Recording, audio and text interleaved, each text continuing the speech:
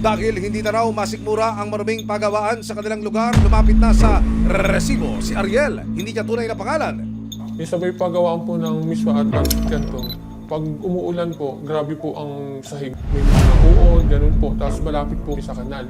Yun po yung nag-udyok din po sa akin para po may ayos yung pabrikan. Idinetalyo ni Ariel ang kalagayan ng pabrika ng noodles ng Kanton at Miswa sa Bustos, Bulacan. Hindi raw uso nito ang pagsusot ng gloves, face mask at hairnet habang inihahanda ang mga Kanton at Miswa. Hindi rin uso ang mesa dahil ang sahig lang sapat na. Mano-manong minamasa ng tao, walang proper tools ang manggagawa. Nakahubad, tinatapakan. Tapos, bago po siya ilabas, yung lupa po na pinaglalabasan nila, sumasahid po ang pansit. Tapos pag niluto po siya, ganun din po, marumi pa rin po. Pagtapos iluto, yung babagsakan po. Semento lang po, wala po siyang kalinisan. Sa halagang 86 pesos, mukhang patok at swak sa bulsa. Itong Unicorn Special Canton sa ilang palengke sa bayan po ng Bustos dyan sa Bulacan. Dito pa lamang sa packaging, mukhang legit naman. Narito ang brand, address, pero sa likod nito, walang mababasa ang mga mamimili ng iba pang detalye tungkol sa produkto tulad ng ingredients, nutrition facts at iba pa. Pero sa amin ding pagbabanban sa pagawaan ito, mukhang mabilis na mapapalitan ng kadiri ang oh so yummy na pagkakakilala sa Canton Noodles na ito. Sa mga surveillance video na natanggap ng resibo, mano-manong minamasa, hinihila, sinasampay, at nire-repack ng mga empleyado ang noodles ng Canton at Miswa. Lahat sila kapansin-pansing walang suot na kahit anong guantes o anumang personal protective equipment. Sa pancit canton po, sobrang init, wala po siyang exhaust fan, tapos walang proper tools yung mga namimerito, mga nakadamit lang po. Kung ano yung damit nila nung pagising nila, yun na po ang damit nila pagpasok sa trabaho.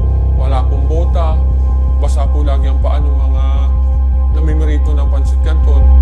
Dagdag pa ni Ariel, tila pang forever na raw ang mantikang ginagamit dito. Sana oil. Merong paulit-ulit, merong sinasamahan ng bago po. Hinahalo po yung luma sa bago.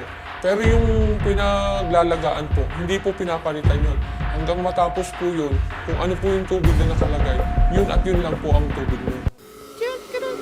Ang paggawa ng pansit, animal friendly daw but not in a good way. Kung makikita ka mga hayop na pag-alagala, tulad ng mga pusa, manok, minsan po nadudumihan na po yung miswa ng dumi ng manok. Para daw sa kaligtasan ng mga tumatangkilik sa mga produktong ito, panawagan ni Ariel. Yun nga po, maipaayos yung pabrika, bigyan ng malinis na lugar para sa finished product. Siguraduhin po natin na nasa maayos at kalidad po yung paggawa ng mga kakainin natin at ipakakain sa ating mga anak. Kaya ako lang din po sinasabi para aware din po kayo. Ang aming pagsasaliksik sa online portal ng Food and Drug Administration ng FDA, natuklasan ng resibo na may nauna na palang advice tungkol sa Unicorn Special Canton at Unicorn Special Miswa. Ayon sa FDA, wala itong mga Certification of Product Registration o CPR at hindi raw dumaan sa evaluation process ang mga produkto. Dahil dito, nag-issue ang FDA ng paalala na huwag tangkilikin ang mga pasaway na produktong ito. Ayon na rin sa FDA, walang hawak na anumang lisensya o registration ng Shunfa Food Products na siyang gumagawa ng Special Canton at Miswa. Upon verification po, wala silang license to operate. And in fact, meron po tayong advisory. It was dated last 2019 kung saan po pinagko-comply po natin ang Shunfa Food Products para po magkaroon sila ng license to operate. Ganon din po ang kanilang mga food products para magkaroon ng Certificate of Product Registration or CPR. Pero sa pag-iikot ng resibo sa isa sa mga palengke na nasa parehong bayan ng Bustos, Bulacan, makikitang nakasabit na ang Christmas decor. Ang mga pansit!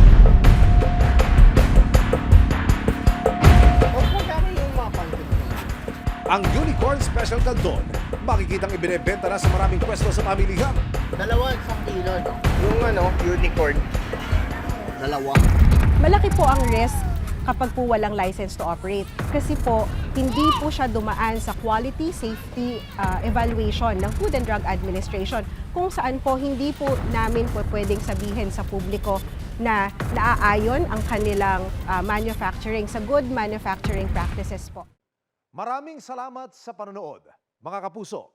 Para masundan ang mga reklamong nasolusyonan ng resibo, mag-subscribe lamang sa GMA Public Affairs YouTube channel